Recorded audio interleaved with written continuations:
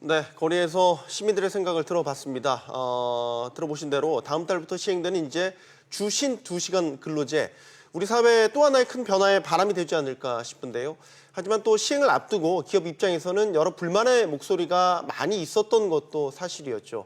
하지만 최근 기업이 주신 2시간 근로제 시행을 앞두고 먼저 6개월 동안 계도 기간을 달라라는 요청을 했고, 이를 정부가 받아들이면서 제도의 연착륙을 기대하는 모습입니다. 네, 하지만 여전히 업종별로 정확한 가이드라인이 없는 상태고 또 기업의 규모라든지 종류에 따라서 준비 상황이 다 다르기 때문에 현장의 혼란은 계속되고 있습니다. 자, 정부의 연착륙 의지와 맞물려서 근로시간 단축이 과연 우리 사회에 제대로 된 변화를 가져올 수 있을지 짚어보겠습니다. 참 좋은 경제연구소 이인철 소장입니다. 어서 오세요. 안녕하십니까. 자, 지금 경영계가 6개월 계도 기간을 달라고 요청을 했단 말이죠. 쉽게 얘기해서 좀 적응 시간을 달라, 이렇게 받아들이면 되겠죠. 맞습니다. 이제 기업의 입장을 대변하는 경영자 총협회가 19일입니다. 19일에 이제 공개적으로 주무부서가 중소기업 아닙니까? 네. 고용노동부에 이제 공개 건의를 한 겁니다. 이때 이제 당장 300인 이상 사업장을 다음 달부터 쉬운 2시간 단축 근무를 하게 되면 네. 지금 시장의 혼란 그리고 현장의 혼란이 너무 가중되고 있다. 우선 지금 가장 혼란을 보이고 있는 게 노선버스 업계. 인데요. 당장 이제 이걸 이제 만회하기 위해서는 8천여 명 이상의 운전기사가 필요한데 이 법 통과된 게 지난 2월 말입니다. 네. 석 달 새 이제 갑자기 8천여 명의 숙련된 운전기사를 좀 채용하는 게 어렵다. 그리고 이제 이 대기업들 경우에도 부족한 인력을 채용하기 위해서는 대부분 하반기에 인력 채용이 몰려 있습니다. 그러다 보니까 이런 요구를 하게 된 거고, 또 하나가 이제 고용노동부가 마련한 이 가이드라인이 너무 애매모호한 부분이 많다. 라는 것도 이제 대부분의 어떤 사항이 발생했을 경우 노사 합의로 미룬 것들이 많습니다.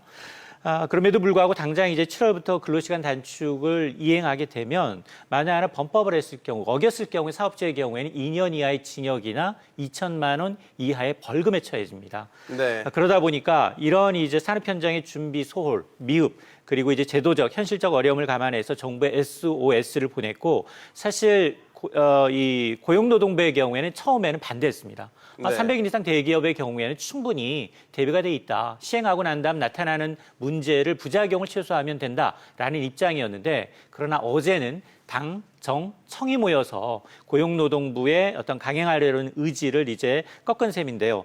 당장 그러면 7월 1일부터 이거는 법이 통과됐기 때문에 법은 시행이 됩니다. 네. 다만 처벌만. 이 위법했을 경우 처벌과 단속만 6개월 정도 유예되는 것으로 해석을 하시면 되겠습니다. 네. 자, 어제 말씀하신 대로 이제 당정청이 모였었죠. 자, 이 자리에서 이제 이낙연 국무총리, 그리고 또 여당에서도 이와 관련해서 긍정적인 목소리를 냈습니다. 잠시 들어보고 오겠습니다. 경총이 근로시간 단축에 관해서 6개월 동안 단속과 처벌을 유예해달라는 제안을 주셨습니다. 충정의 제안이라고 받아들입니다. 검토할 가치가 있다고 저는 보았습니다. 현장에서의 제도 연착륙을 위해 당분간 행정지도 감독은 처벌보다는 계도 중심으로 할 필요가 있다고 보고,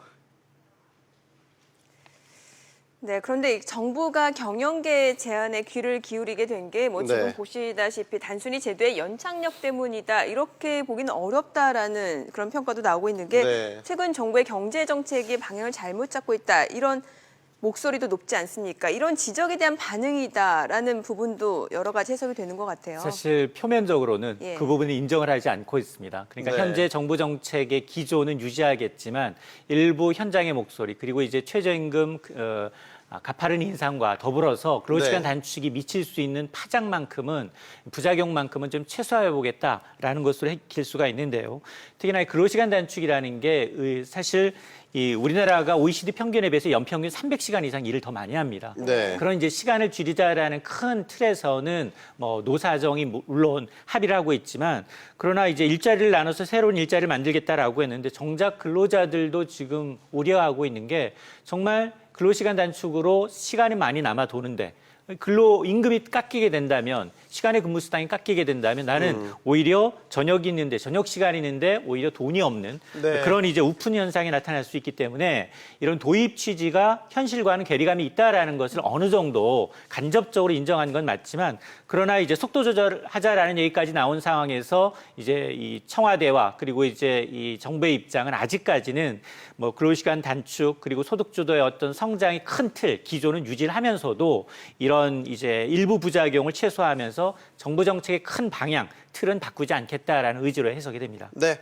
자, 그럼 이 시점에서 저희가 6개월 계도 기간을 건의한 경영계 입장을 들어보려고 합니다. 한국경영자 총협회 노동정책본부장 김영환 본부장 전화 연결돼 있습니다. 안녕하십니까? 안녕하세요. 네, 안녕하십니까. 김영환입니다. 네, 네. 지금 뭐 6개월 계도 기간을 요청을 하셨고 일단 정부가 긍정적으로 받아들이는 그런 발표가 있었습니다. 경제당체의 건의에 정부가 긍정적인 반응을 보인 게 어떻게 보면 이번이 처음이지 않나 싶은데 어떻게 일단 받아들이셨습니까? 일단 계도 기간을 인정하게 되면 근로시간 단축이 성공적이고 조소하게 안착될 것도 도움이 될 것으로 생각하고 있습니다. 그래서 시행이 코앞에 왔기 때문에 이런 혼란을 막자라는 것이 정부 취지였던 것 같고요. 뭐 저희가 이제 근로시간 단축은 물론이고 사회적 대화에 참여하고 있습니다. 그래서 노동계와 정부 지속적으로 소통을 해왔고 또 이러한 노력에도 앞으로 계속 해갈 생각입니다. 네. 자, 그만큼 주 쉬운 2시간 근로시간 단축 제도를 준비함에 있어서 이제 기업들의 애로사항이 많았다. 이렇게 해석이 가능할 것 같은데 네. 구체적으로 기업들이 토로하는 어려움을 좀 전해 주시죠. 네, 근로시간 단축하려면 뭐 여러 가지 이제 어려움이 있을 텐데요. 첫 번째는 그 정확한 측정이 가능해야 됩니다. 근데 생산직은 이제 상당히 용이한데요. 사무직이나 관리직은 굉장히 어려운 상황이거든요. 예를 들어서 중간중간에 자율적인 휴게 시간이 있기 때문에 이런 것들을 이런 측면에서 보면 지금까지 이제 일하던 모습들을 우리가 한번 바꿔야 되지 않겠나 이런 얘기들이 많이 있고요. 두 번째로는 저희가 52시간을 일주 상한으로 하고 있지 않습니까? 근데 가장 큰 문제는 일시적인 업무의 증가입니다. 그래서 평소에는 일주 52시간에 기업들이 맞출 텐데 우리 법이 획일적인 상한을 두고 있으니까 생산량이 일시적으로 대폭 증가하는 경우 이런 경우에는 어떠한 예외를 법이 두고 있지 않아서 우리 제도가 너무 경직적이다. 이쪽의 어려움이 가장 큰 것 같습니다. 네. 그러면 대기업과 중견기업, 그 기업의 규모 면에서 봤을 때 지금 기업들이 얼마나 준비가 되어 있다라는 판단이십니까? 대기업들은 뭐 이제 지금까지 관행을 바꾸고요. 여러 제도들을 시험할 여력도 있기 때문에 어느 정도 준비가 되어 가는 것 같습니다. 하지만 저희가 아시는 것처럼 중소기업이나 영세기업들은 기본적으로 인력난이 가장 큰 문제고 사람을 구할 수 없다는 점. 두 번째는 납기를 맞추기 위해서는 상당히 빠듯하고 또 자금상 여유도 있고요. 중소기업하고 영세업종 쪽에 많은 어려움이 있는 것이 사실입니다. 그러면 지금 경총의 요청대로 만약 6개월의 계도 기간을 준다고 저희가 해보면 그럼 6개월 이후 상황은 어떨까요? 뭐 준비가 다 제대로 될 수 있는 것인지 이 부분이 궁금한데요. 일단 법이 7월에 시행되는데요. 자세히 보면 기업들이 연말이나 연초에 채용이 집중되는 것이 저희 일반적인 모습이거든요. 네. 그래서 기업들도 이제 근로시간 단축되면 인력 충원에 나설 텐데 이러한 점을 고려해서 6개월을 저희가 한 거고요. 6개월 지난 다음에 뭐 모든 게 해결되느냐 그건 아닌 것 같습니다. 6개월이 네. 지난 뒤에도 사실은 부족하고 미흡한 점이 상당히 있을 텐데 저희 기업들이 이제 근로시간 단축을 위해서 지금까지 일하는 모습을 좀 바꾸고 근로자들도 협조를 하고 또 기업 문화를 바꾸고 그렇게 안착되도록 일단은 최선을 다할 생각입니다. 네. 네. 자, 지금 뭐 정부도 세부적으로 접근하려는 노력을 보이고는 있는 것 같습니다. 자, 특히 어제 이제 당정이 밝힌 내용을 보게 되면은 뭐 특정 시기에 근로 시간이 집중되는 그런 업종, 그러니까 뭐 운수라든지 게임 업체 등 이 중견 중소업체에 대해서는 뭐 차별적으로 적용하는 방안도 검토하겠다라고 했는데 자, 그렇다면 경총이 원하는 접근 방법이 있다라면 어떤 게 있을까요? 일단 어제 이제 계도 기간을 두겠다고 이제 발표를 하셨고요. 네. 중소기업에 차별을 두겠다기보다는 네. 제 생각에는 중소기업 영세 상공인들이 상대적으로 열악하니까 이쪽에 어떤 지원 방안을 집중적으로 마련하겠다. 저는 그렇게 보고요. 지금까지도 뭐 정부가 다양한 지원책을 내놨습니다. 내놨는데 물론 시장에서는 다소 미흡하다, 또 현장의 요구가 반영 안 되었다. 자, 이런 요구가 있기 때문에 정부도 그 기간 동안 구체적이고 실효적인 보완 방안들을 마련해 주십사 저희가 건의를 계속할 생각입니다. 네. 뭐 정부도 앞으로 이제 경총의 제안에 귀를 기울이겠다 이런 얘기도 했죠. 이번 뭐 근로시간 단축뿐만 아니라요. 뭐 최저임금 인상도 그렇고 뭐 경영계에서 민감하게 받아들일 만한 여러 가지 이제 정책들이 있지 않습니까? 앞으로 경영계 입장에서 어떤 정책적 제안, 요구 계속해 나가실 생각인지 끝으로 여쭤보겠습니다. 예, 일단은 뭐 유연한 근로시간 제도라는 측면에서 저희 노사 모두 이제 관심을 갖고 있는데요. 저희 현행법상 탄력적 근로시간제가 있습니다. 근데 좀 요건이 까다로워요. 자, 이런 부분들을 좀 유연하게 해달라 건의를 할 테고요.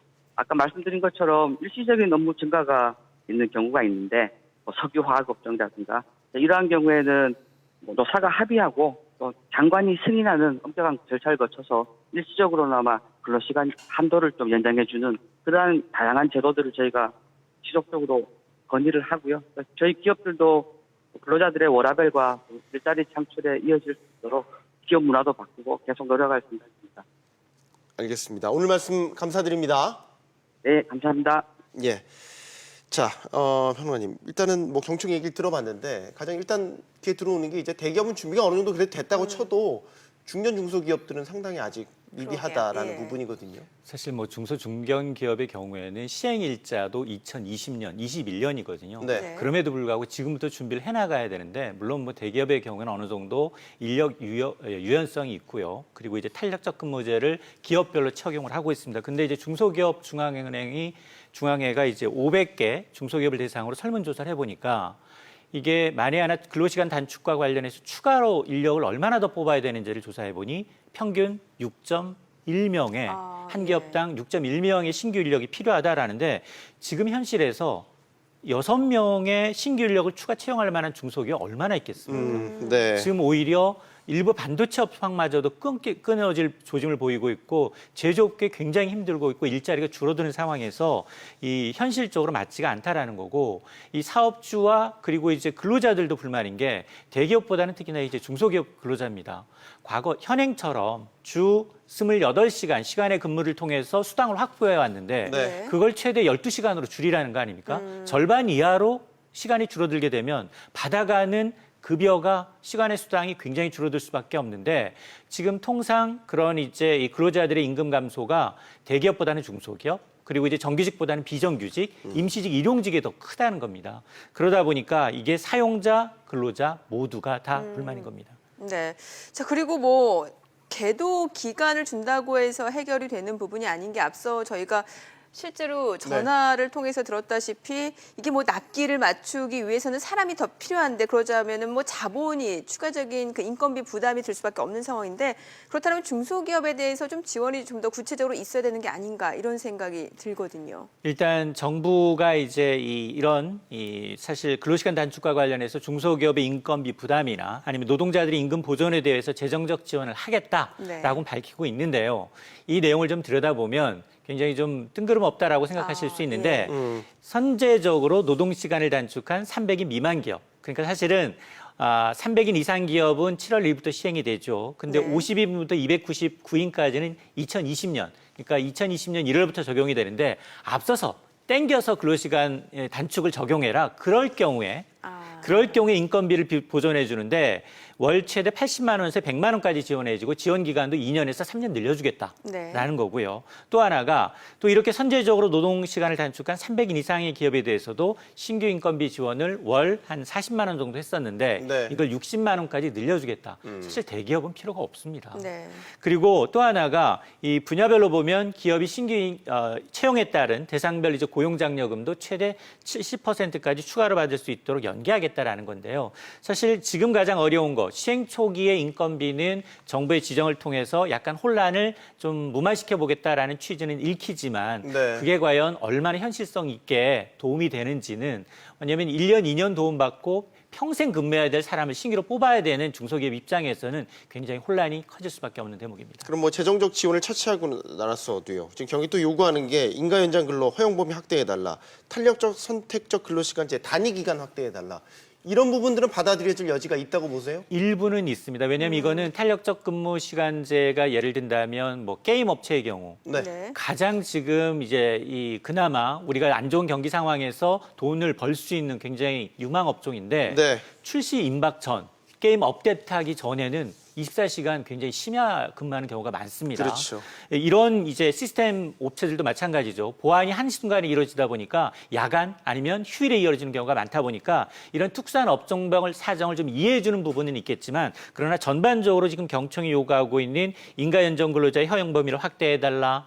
또 탄력적, 선택적 근로시간 단위 기간을 확대해달라. 이건 사실 최초 입법하게 되기 전까지도 사실은 이 탄력적 근로시간제 단위 기간을 2주 또는 3개월에 불과했던 것을 경총의 경우는 당시에도 6개월, 1년으로 연장해달라고 했거든요. 네. 그럼에도 불구하고 받아들여지지 않았었기 때문에 이런 것들은 아마 이 정부가 경총의 요건을 좀 수용하기는 좀 어려울 수도 있습니다. 네.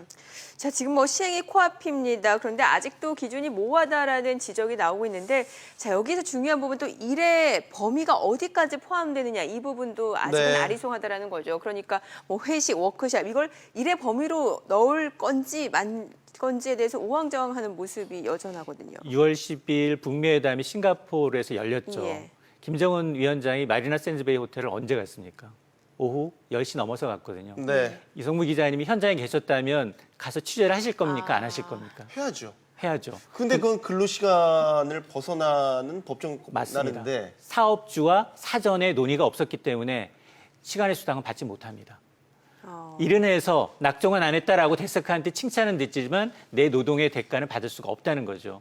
그러니까 애매모호한 기준을 던져놓고 고용노동부는 이걸 지금 나타나는 부작용을 최소화하겠다. 그러면서 출장 앞서 이제 지적하셨던 것처럼 출장은 대부분 이제 이 기자들의 경우는 주말에 가는 경우가 많거든요. 네. 주말 껴서 네. 금요일 오후 내진 토요일 날 출발했다가 월요일 화요일 들어오는 일정이 많은데 이런 게 과연 12시간만 이제 시간의 근무 수당으로 인정을 하게 되면 그 외 시간을 어떻게 할 거냐에 대한 문제.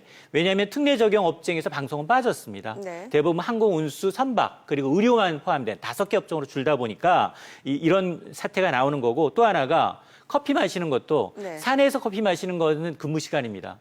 근데 밖에 별다방 가서 커피를 마신다? 이건 근무 시간에서 제외됩니다. 그러니까 기준이 케이스 바이 케이스인 거예요. 그러다 보니까 현장에서는 그럴 때마다 고용노동부에 그러면 자문을 구해야 되느냐 이런 목소리가 나오고 있는 겁니다. 네, 예전에 김영란법 처음 시행될 때 제도 적용에 있어서 케이스별로 다 다르게 해석이 되니까 혼란이 있었죠. 그렇죠.